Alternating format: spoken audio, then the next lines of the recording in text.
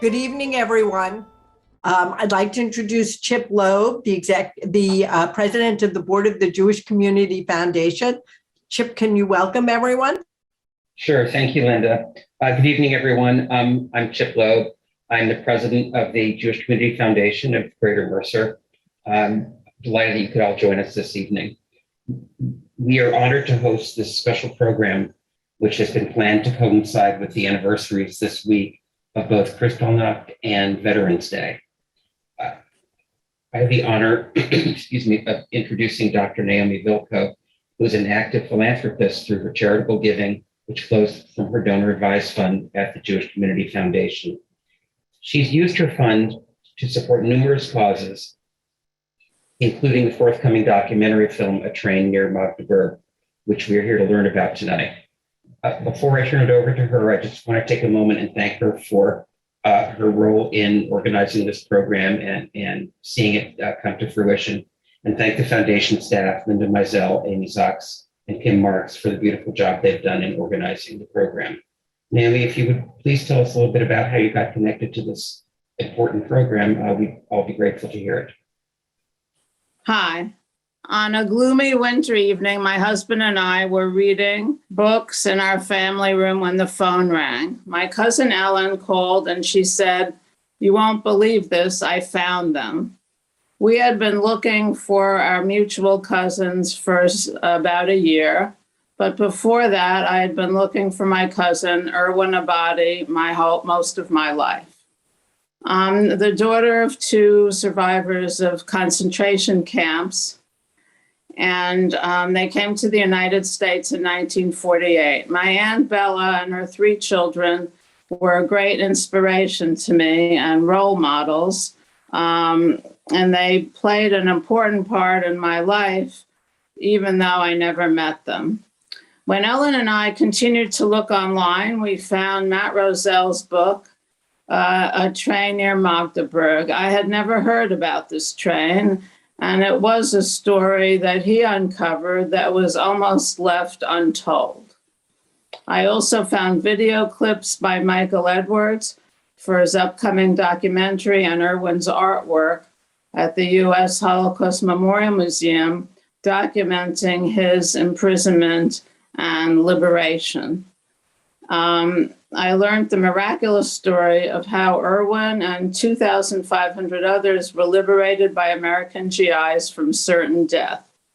He had been enslaved and tortured because he was a Jew, just like my dad, his half-uncle, William Vilko. My dad was also saved by the American GIs, and they were both always eternally grateful for their freedom and their chance to start new lives. They shared an outlook on life and a resilience that was an inspiration to many people. My dad emigrated to the United States and Erwin to Israel. I am a child psychiatrist by trade, and I've done a lot of programs and, as Chip said, contributed to a lot of causes that I feel are worthwhile. I want people, especially our youth, to know that in life we are often faced with difficult choices and that ordinary people can do extraordinary things.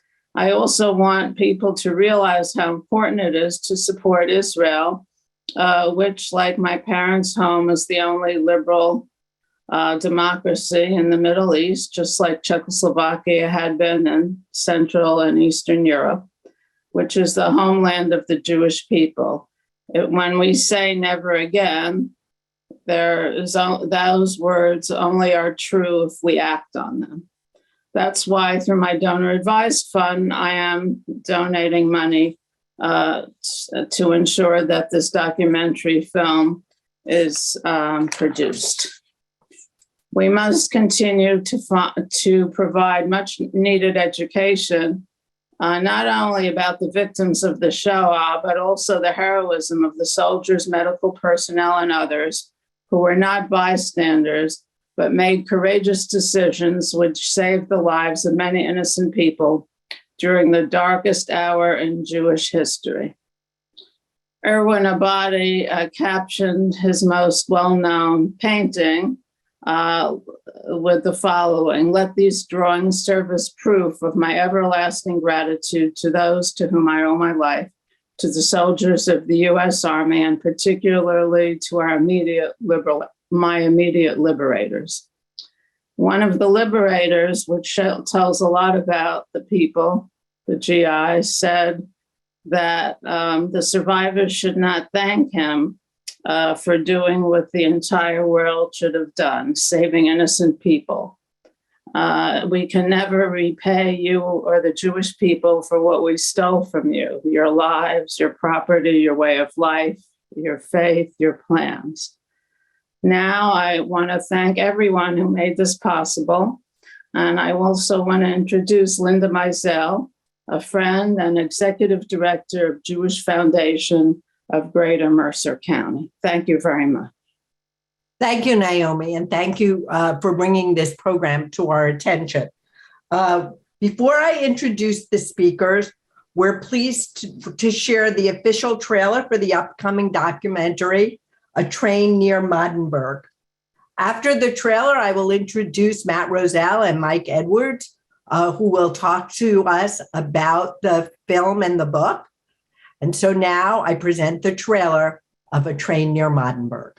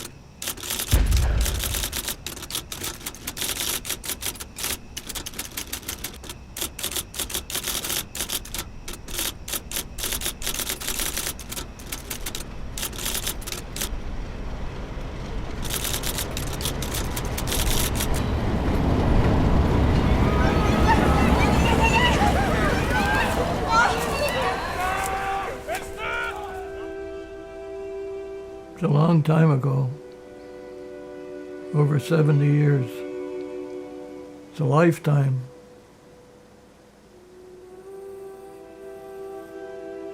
And sadly, with time, your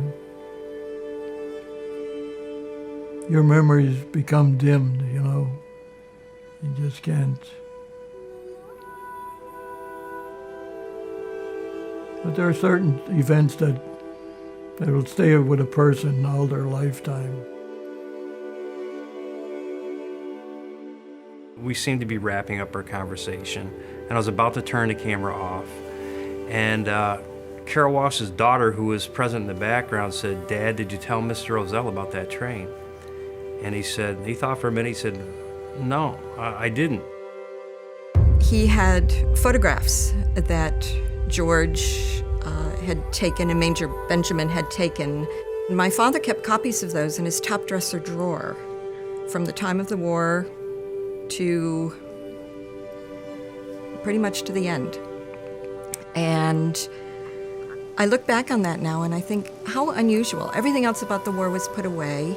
He didn't talk about the war very much, and yet those pictures were something that must have touched him very deeply.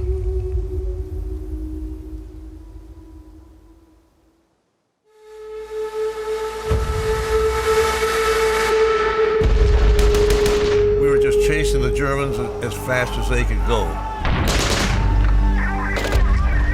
We weren't trained to be humanitarians. We were trained to be soldiers.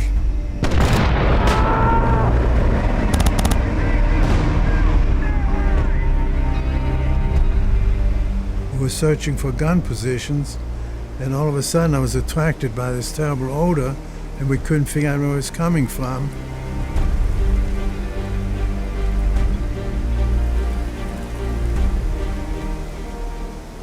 I was in a state of shock. I never saw anything so bad in my life. We were lower than animals. We were not having names. We were not considered to be human beings. We were treated like creatures whose destiny should be death. I kept asking my mother, are they shooting yet?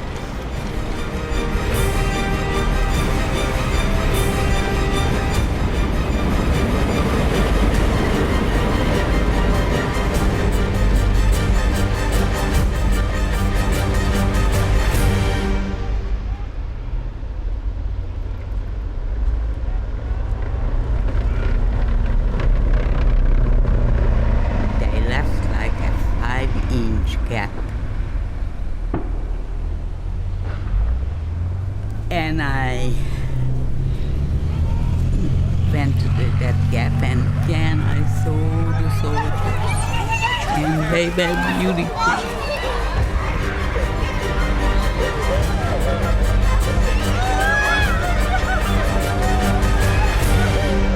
Oh God, we are free.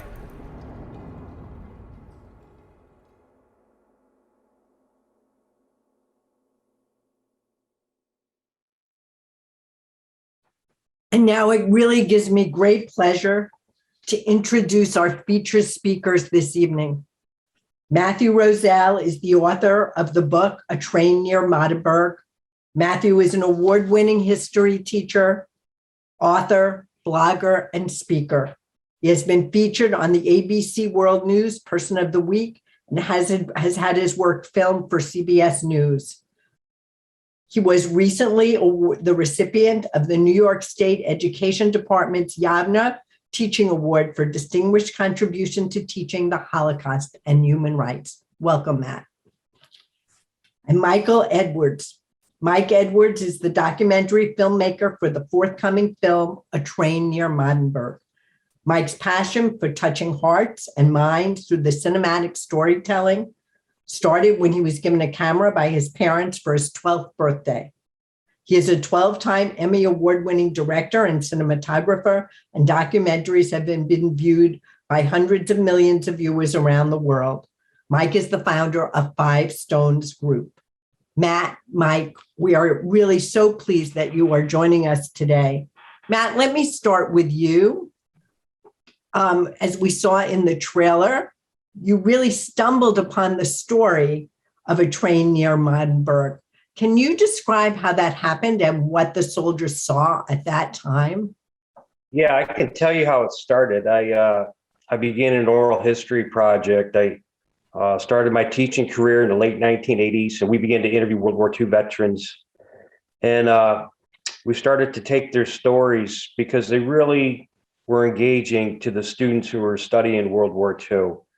I found that by introducing children to the stories, these are high school kids, of the Second World War through the people who were actually there and allowing them to, tell their own stories, students really got engaged and they appreciated the chance to reach out to the older generation and vice versa. There was quite a bonding going on. As we expanded our project, I would go out into the community, and I did an interview in 2001 with a tank commander in the home of his daughter, Elizabeth Connolly, who I believe is with us today watching this broadcast. Hi, Elizabeth.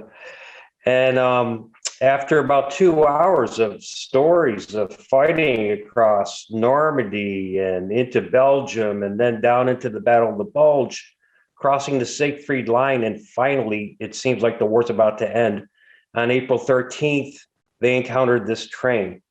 Now, he almost didn't tell me the story of the train.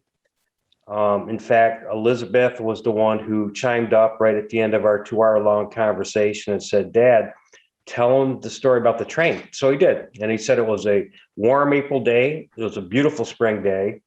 And he and another tank commander, there were 2 tanks present at the liberation site. The major of the 743rd Tank Battalion's D Company, these are light tanks, so they were reconnaissance, and they were on their way to the city of Magdeburg to scout for the 30th Infantry Division because there was a major battle right there. that was going to occur on the Elbe River if the city did not surrender. And it didn't. The battle happened a couple of days later. But these 2 tanks were called out by the major in a Jeep. And he said, you two come with me. We have to go see what's going on with this train that's stopped and people are milling around down in this little valley. So they pulled up with the tanks, and the major shot that very dramatic photograph that shows the moment of liberation. And they saved 2,500 people from probably certain death. The story's kind of complicated, and that's what I try to unravel in the book.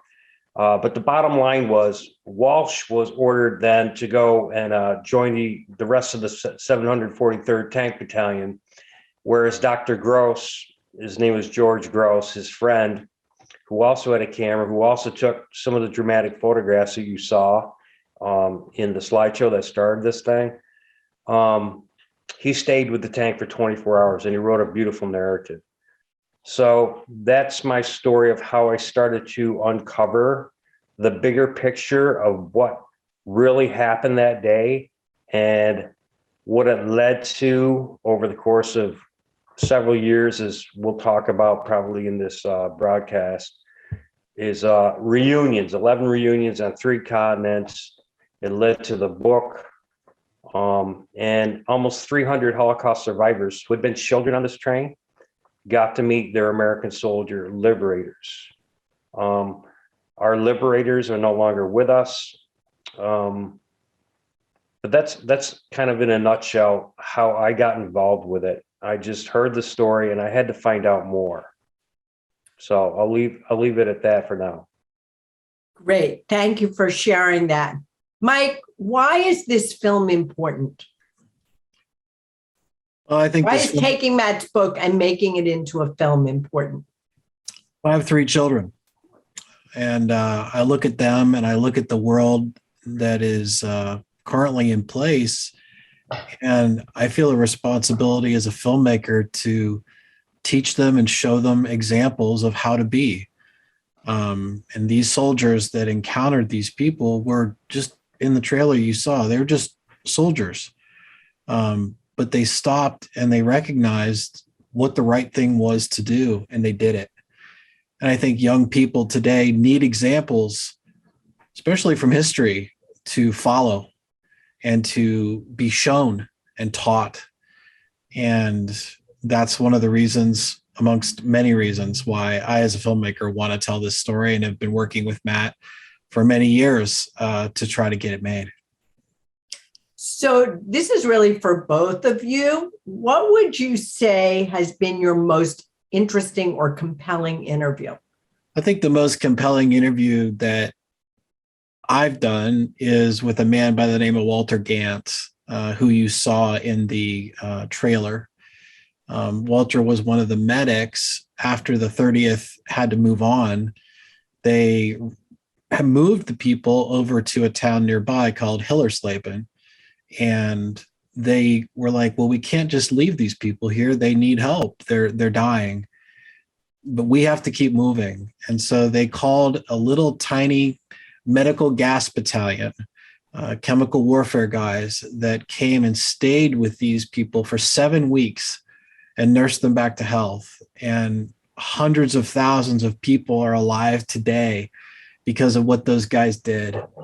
And we were able to find Walter through the help of Matt and some other people. And Walter he's since passed away, but he lived in Scranton, Pennsylvania. And I drove to Scranton. I'm based in Columbus, Ohio. Drove and met Walter and visited with him for the day. And I've been doing interviews for 20 years in my career, and that is one of my top 5. Just to sit with him, listen to the story. And, it was interesting. You saw in the trailer there, he would kind of drift back. He would stop for a while and he would remember things that he saw and things that he witnessed. And he said, Mike, there's not a day that goes by that I don't think about those people and I don't think about that day. And I just wanted to help them and care for them. So that was probably one of the most meaningful days and interviews that I had. That sounds, thank you for that description. That sounds incredibly compelling. Matt, there were over 400 children on that train of the 2,500 people. What was the description that some of those children gave you, or some of the rescuers gave you, of what that was like to see those children? Yeah, people also, they ask other questions, like they're really curious, how come they're not wearing the prison uniforms, the striped pajamas, whatever you wanted to call the outfits. They were from the camp Bergen Belsen. They were in the so-called STAR camp, or the exchange camp. And these were people who had papers that indicated that they were desirable to another country. They might have had some kind of certificate to be able to emigrate, or so on and so forth. So this particular camp in Bergen Belsen, it had families in it. So that's why you had such a large number of children who were actually on the train. And in some of the photographs that Dr. Gross, then Sergeant Gross, he was the professor of English literature at San Diego State University. Red Walsh was a retired New York State Supreme Court justice. So these guys were not dummies, and they saw with their own eyes what was happening. Walsh recalled peering into one of the boxcars and seeing, people who were obviously sick and emaciated. Obviously 6 nights on the rails, 7 days and 6 nights. Conditions were awful. And from some of the survivor testimony that I was able to collect, or that was given to me in the form of memoirs, I was able to piece together a narrative that forms the first part of the book, that kind of gives you a microcosm of European Jewry on this particular train transport. Now, there were 3 transports that left Bergen Belsen that first week of April 1945. They were all destined to go to the concentration camp Terezin or Theresienstadt in Germany, in Czechoslovakia. One train actually made it there. The second train was the quote unquote lucky train that was liberated on Friday the 13th by the Americans, 30th Infantry Division and the 743rd Tank Battalion. The third train was liberated 2 weeks later. It actually made it across the Elbe River. And that was liberated by the Soviet, the Red Army, I think on the 22nd or the 23rd. But to make a long story short, it was filled with these kids and these children. And that's how I got so lucky to be able to meet some of these people years and years later. Dr. Gross gave me permission to put his photographs and his beautiful narrative, and I put Red Walsh's testimony to me on our school website, because we had an oral history project, remember, and we transcribed them and we put them up there. And 4 years after I did that, the website would get 20 or 30 hits a day. It wasn't like this big, great thing. But I got an email from a woman who was a grandmother in Australia. Her name is Lexi Keston. And she had been a 7-year-old girl on that train. Wow. From the Netherlands, I believe. And it was a very emotional moment, as you can imagine. But the train had mostly Hungarians, but it also had Polish people. It had German Jews, some of whom escaped to the Netherlands after Kristallnacht. Okay, we're doing this around that time, 1938, Kristallnacht, November 9th, when the real persecutions really began to ramp up. And there were Dutch Jews on the train, and even Greek Jews. Okay, so really a representation of multiple Jewish communities. And that's what's really fascinating about this story. And I think that's a big part of what makes this story unique. But Frank Towers, one of the other liberators who heard about my project, got a hold of me. His job was to take these people on the 14th of April, to take the rescued people now. What are you going to do with them? There's a major battle that has to be fought. They're They're in the way. They need help. So they took them to the abandoned captured actually, German Luftwaffe base at Hillersleben, which is about 15 or so miles away. But Frank knew the back roads, because you have to remember there's a war going on. You know, bridges are blown, this thing and that thing. So he actually got them to hospital there and barracks where German nurses and German doctors, along with the American medical personnel like Walter Gantz, who came in that day or the next day, nursed these people back to health for the next 6 weeks. And that's when Ervin Abadi, the Hungarian man, did a lot of his artwork at a very feverish pace in that time period that Naomi referenced, her cousin there. But going back to your story, Frank, your question, Frank was the one who kind of pieced together his estimate about how many children there were, because he made it his life's mission, along with what I was doing and a friend of ours in Israel, Varda Weisskopf, to track down as many people as we could who were on this train. And people started to hear about us. So that's how we know these numbers now. Thank you. And yes, Naomi's cousin, Erwin Abadi, with his artistic talent, was able to chronicle some of what he saw there. And as you said, he worked at a feverish pace. This is a question for Mike. What would you say has been the biggest surprise for you in this project? And a connection you've made, or something that you didn't anticipate when you began? Well, let me back up just a few minutes.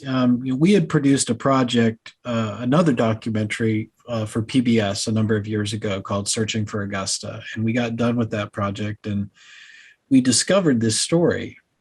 And I think the biggest surprise is the story continues to unfold. It is so amazing to me how there are so many connections in this story that are just would blow your mind. I didn't expect that when we began working on this story. Matt has obviously educated me and educated our team on just the multitude of connections involved. And the story, to me, I think I started out thinking the story was one way. The story is actually filled with hope, because it really demonstrates when somebody can step out and do the right thing, what can happen.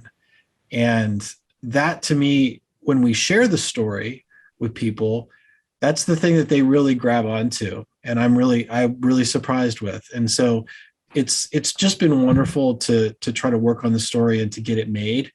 And I think we're really, really close. So I'm really excited about it. Thank you.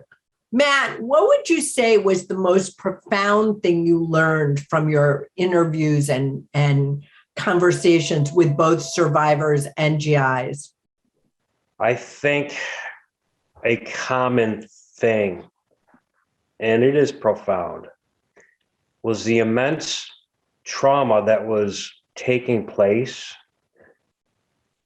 And this trauma also affected our soldiers to a degree that when they came home, nobody had any means to process any of this stuff, okay? The survivors obviously were grateful and gratified. Just because they got liberated on April 13th, 1945 didn't mean that, everything was just sunshine and flowers from now on. In fact, the hard work really began, I think, to rebuild their lives. That's something people need to understand. But to learn from these soldiers who didn't talk about what they saw. One of the reasons they didn't talk about it was that nobody believed them when they talked about it. You have to understand that knowledge of the Holocaust, you wish it was more common knowledge than it is today. And that's one of the reasons for our film. We have to keep on educating and educating and educating. It never, ever stops, as you can see from your current events, right? But I guess my point is, these guys walked away. And I can remember when we had the reunion in 2009 at our high school, and we had about 6 or 7 liberating soldiers who were there. And we had about as many survivors, and they came from all over the world. They came from Canada, Israel. I can remember one of the Silver Star recipients, a guy who landed on D-Day in a tank, and fought all the way through to the end of the war. He wasn't actually present at the liberation of the train, but he saw a lot, and he encountered this Holocaust with his own eyes. And he said, I'm noted in the program as a soldier, but I'm a survivor too. I'm a survivor of World War II. So that's something I think we need to, especially with Veterans Day coming up, the gratitude. Be mindful. The gratitude, we need to be mindful of this, and we need to understand that, you know, this PTSD, people didn't talk about or deal with that after World War II. Nobody wanted to hear it when they came home. The only people they could talk to were their friends who were there with them. So part of my mission, and I know it's Mike's mission too, is to make people understand, try and lead them to understand, to process what this meant, not only for our survivors, but for the GIs. And you have to remember the healing that took place when they were actually able to reach out and touch one another, meet each other, call each other on the phone. This woman, Lexi Keston, called Dr. Gross. There's a section in the book about the phone call, and Gross is describing he's watching the news in San Diego, you know, what he does every single night, and he's yelling at the TV set because he doesn't like what he sees on the news. And all of a sudden the phone rings, and this sheepish, timid voice that's about to break asks him if he is George Gross, and did he have anything to do with a train that was liberated by American forces near the Elbe River on April 13th, 1945. And she started to cry. And now Lexi and I know Elizabeth Conley, Red Walsh's daughter, they're very close. I mean, they're closer than I am to either one of them. It's an incredible thing to witness. And I think, you know, to answer your question there. No, that's extremely profound to see that the links and the connections that were made by this experience on this one day. So yeah. Matt and Mike, neither of you are Jewish. And very often the lead in Holocaust education is taken by the Jewish community. Tell us why, maybe Mike, you start. Why is this story so very important to you? It's very important to me because of what I said earlier. I have children. We need examples to show our children and educate them on what to do and how to be. This story is one of the best examples that I can think of that shows that. You know, I'm not a doctor. I'm not a lawyer. I'm not that smart, but I am a filmmaker, and I have a tool, and I have a camera, and I feel a responsibility as a father, as a member of society. I have to do something. I watch what's happened and is happening in our world, in our nation. I have to do something about it. And the thing that I can do is I can get out my camera and I can tell stories. And that's what I can do. And so that's what I'm going to do. And, you know, I've told Matt and I've told many others, I won't stop till we get this made. You know, we've been trying to get this made for 7 years. I don't know how much longer it'll take us, but we're not going to quit because the story is too valuable. And it goes back to the quote that's on the beginning of the trailer. You know, I became a witness, right? I became a witness. I became a witness to what I heard and what I've seen, and I can't sit on that. I have to do something about it. So I'm not Jewish, but it doesn't matter. I'm a member of society. I'm a human being, and we need to do the right thing, and we need to show our kids what the right thing is to do. So that's the reason. Thank you. Thank you for that. Matt? Yeah, I think back to that 2009 reunion we did at the high school, and Lexi Keston from Australia, she couldn't come. She just had surgery and it was too far. But she gave testimony, and one of our teachers read her testimony to the gathered assembly of students. And one of the profound things she said a lot of profound things, as you can imagine.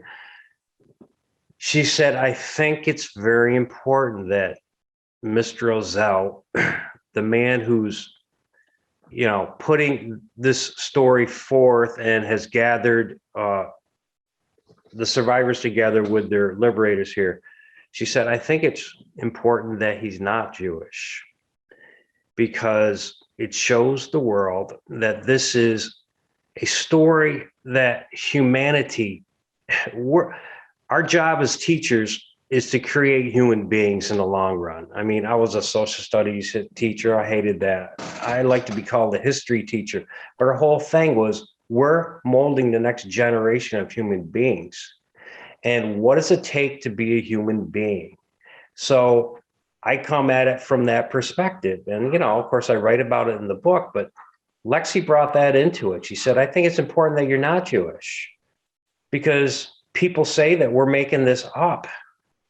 I think it's important that people know that these two tank commanders who are so now committed, Red Walsh writing a letter to Steve Barry, one of the people he reunited with and saved, he said, you don't owe us anything. We owe you for what we let happen to you, what the world let happen to you. He's reinforcing the notion that we all have a responsibility to be human beings. And the fact that we're not Jewish, Gross wasn't Jewish. There were Jewish liberators, though. Don't get me wrong. And very, very profound moment. One of the liberators was from Brooklyn. His name was Cohen, and he came down the hill crying. And all the survivors talk about him because he says in Yiddish, "I am a Jew. I am a Jew," and they all remember him. We haven't located him yet. But again, we're talking about humanity here. And I think it's important that people know this story. And I'll just leave it at that for now. So we're about to move into showing a clip of the reunions. But before we start that, Mike, do you want to say a few things about the reunions and the how powerful it was? And then we can show the clip and we'll take some questions. Yeah, the interesting part of this story is I was sitting in this chair, literally right here, and my father let me know about a news article that ran right after the Tree of Life synagogue shootings that happened a number of years ago. And he said, read this article, read this piece of information. And there was a man by the name of Judah Samet who was interviewed by the AP. And he said, my life has now been saved twice. He said, I was 4 minutes late to synagogue today and I missed the shooting.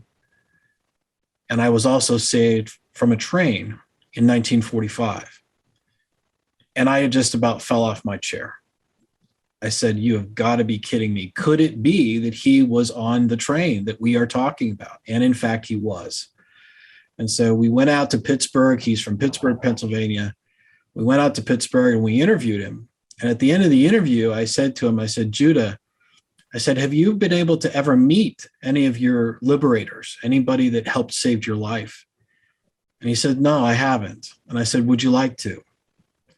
And he said, I would. And I said, well, I think I can make that happen. So I called Matt, and Matt and I, along with a generous donor who helped fund it, we drove to Scranton, Pennsylvania, and Judah, every Passover, rode the Amtrak from Pittsburgh to Philadelphia, every Passover. So his daughter picked him up at the train station in Philly and drove him to Scranton, and we were able to film that moment. So, the film as it stands right now is not completed. We're trying to, raise the money to make the film. It's costly to do that, but we have a good relationship with a number of distributors, especially PBS, who has committed to air the film.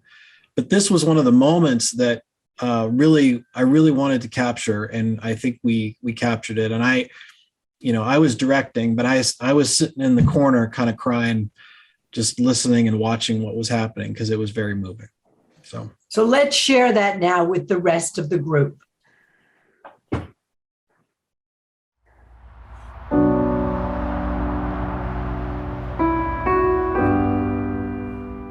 It's a long time ago, over 70 years. It's a lifetime.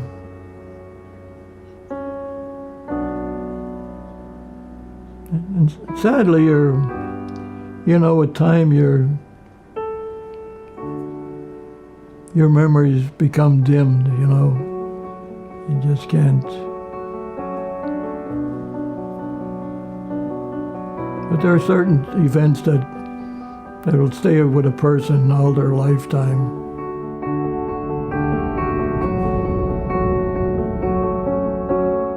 I remember that the train stopped in the middle of a forest, and everybody panicked. Everybody felt that this is a place where they're going to come and kill us all. And sure enough, we heard a rumble of a tank, and then the turret opened, and a soldier popped out, and my father yelled, "Americans."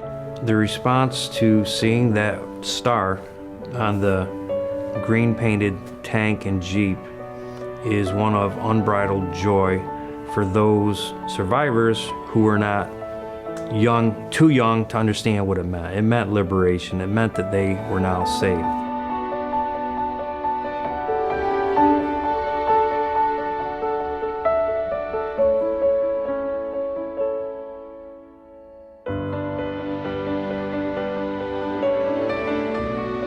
I'm gonna have you go ahead of me a little bit. Walter's at the table. Just go sit down Right here? next to him. Yep. There he is.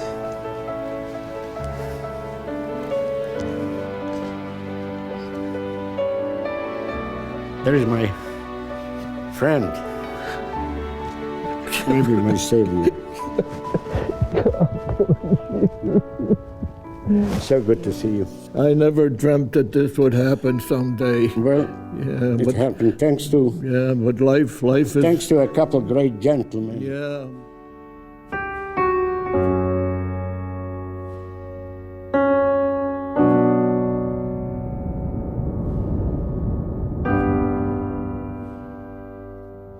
Here's our guys. Here's our good Hi. friend. How are Here's you? our good Yeah, friend. he's the one. Group hug, group hug. He's the one who united us. Yeah, I know it. That's right.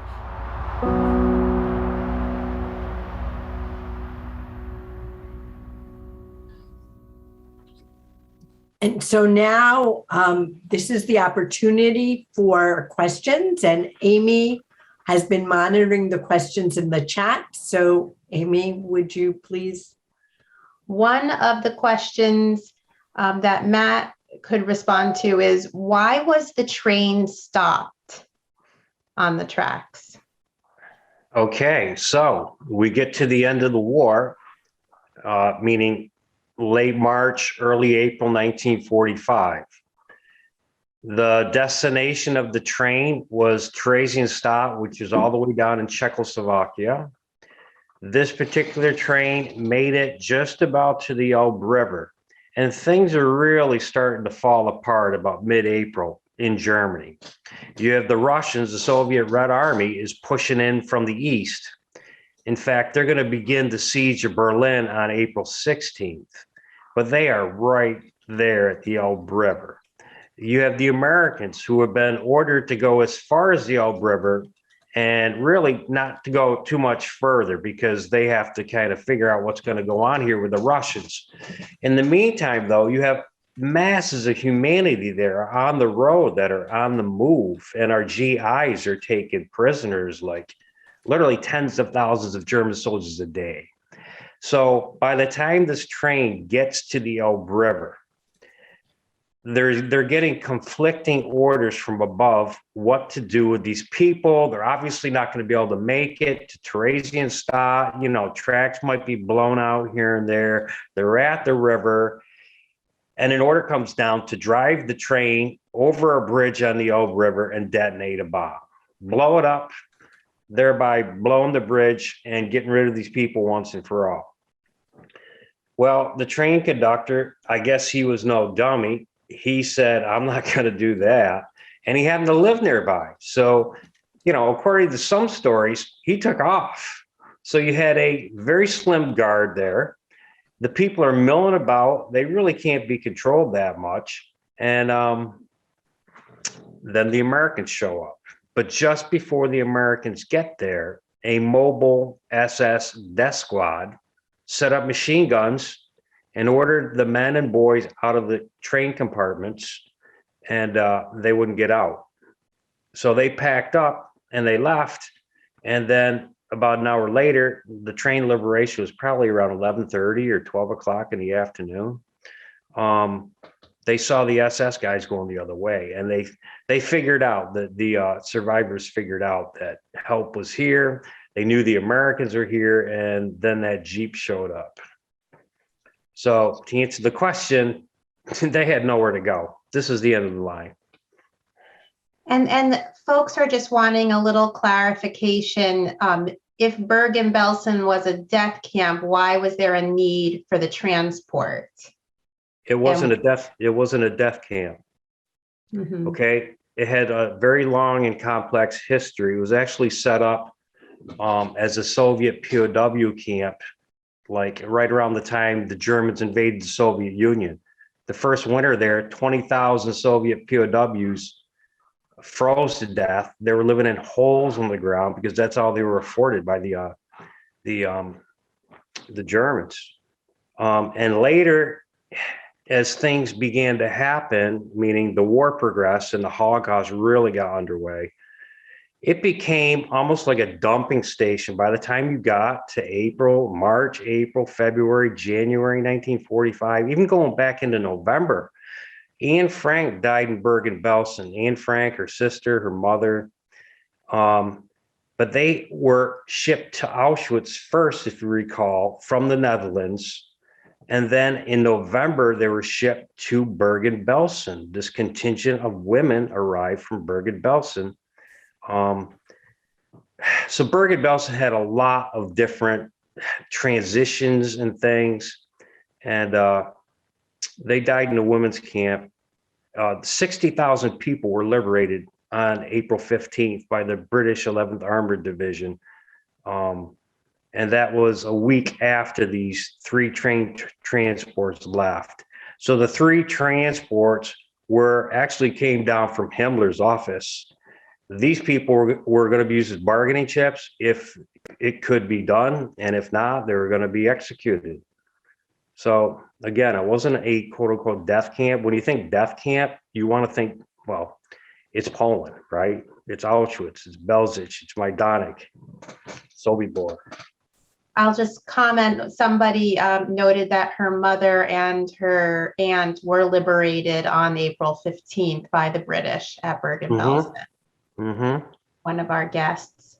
Good. A couple of people were asking about the German nurses you referenced earlier, who helped nurse the Jews, and they were wondering if they did this voluntarily, if they were told to do this by the Americans.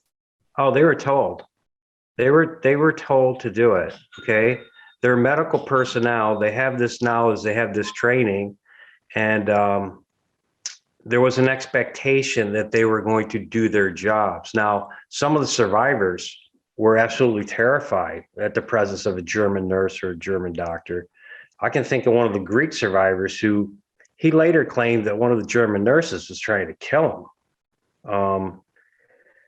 But by the time the Americans got set up there with their own medical personnel, Walter Gans being one of them, they really ran the show. Okay, so they were totally under American supervision, and the chapter about the medics they talked about, one of the guys talked about having to work one of the German doctors over so he got the message properly about what he should be doing. And somebody just asked a follow-up question, is that after the Jewish people were treated, how were they managed after that? Did they go to displaced person camps, or did they travel themselves back to their home villages and towns? Well, let's face it, there were no homes for these people to go back to. Their homes had been stolen by their neighbors, particularly in Poland or Hungary. Some people did go back to Hungary and then wound up leaving again when the communists took it over. But a lot of them wound up in DP camps.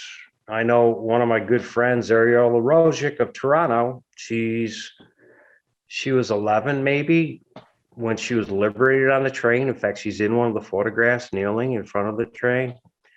Her parents had been killed. She was with her aunt. She went back to Bergen Belsen, and Bergen Belsen became a giant displaced persons camp. She didn't leave Bergen Belsen until 1950. Okay. You try getting into the United States of America, Canada, Australia might have been the easiest. That's where Lexi Keston wound up with her parents. But it took her 5 years to get to Canada. And she lives in Toronto today. There's quite a big survivor contingent.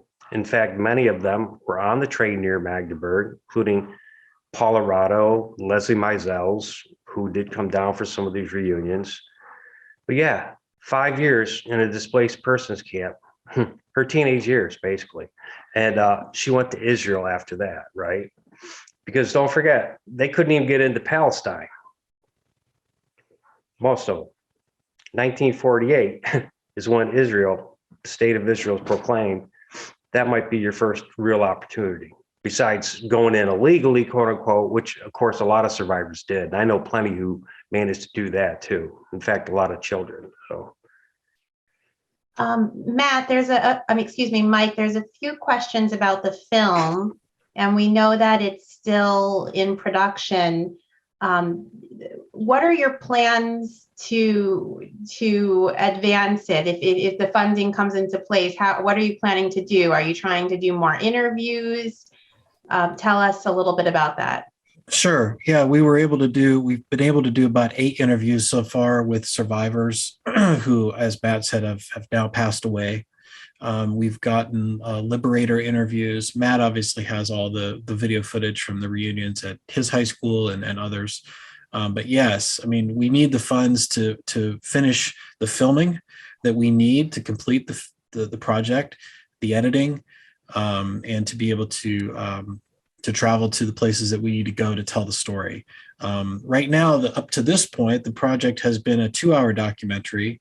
A 1-hour documentary, but we see an opportunity to potentially do a mini series with this, 2 episodes, maybe 3 episodes, and break it up. Our last project that we did with PBS won 2 Emmy Awards, and we have a very good relationship with PBS through American Public Television. And so they have committed to air the project when it's finished. So we're hoping to finish the fundraising that we need to make it, and then be able to get it distributed.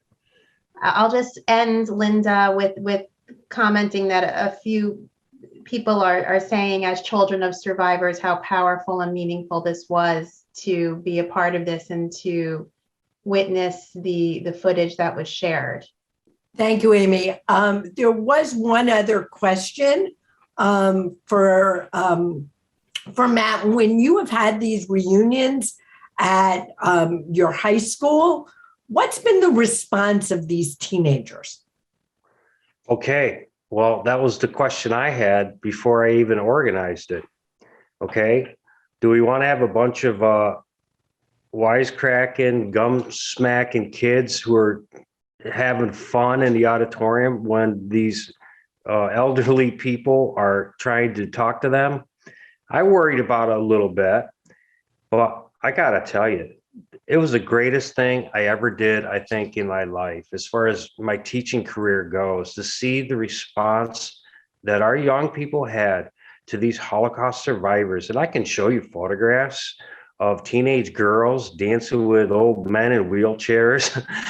It's just beautiful, beautiful thing. And it just brings a tear to your eye. So to answer your question, I'm so grateful to the teachers across the United States and wherever they may be who had the opportunity to bring Holocaust survivors into the classroom, because they'll tell you the same exact thing happened with them. Mine may be on a larger scale. When you have an auditorium filled with 1,200 of these kids, you're scared. But it turned out to be a beautiful, beautiful thing. And it's one of the things that just keeps you going. And if my life ended tomorrow, that is what I did it all. I did it all by being able to witness that. Great. Thank you. I just want to share with both of you that there's a lot of information in the chat thanking you for the work that you're doing, and praising you for being a part of this and telling all of these stories. I want to thank you, Matt and Mike, for being with us today and for your work on this amazing and extraordinary project. I want to thank Naomi Vilko for being such a strong advocate for the Jewish Community Foundation and for introducing us to this amazing story. It's really such a heartfelt and important story that needs to be told. And the members of our committee, including Ellen Haber, who planned this. We really appreciate the enthusiasm of all of you who took the time this evening to join us, and thank you all. Thank you. Thank you very much.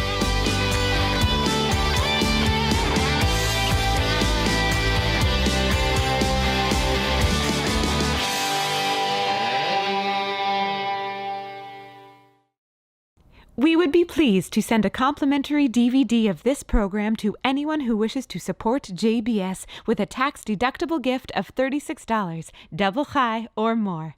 Simply visit the JBS website at jbstv.org and click on the donate button to make a donation by PayPal or your credit card.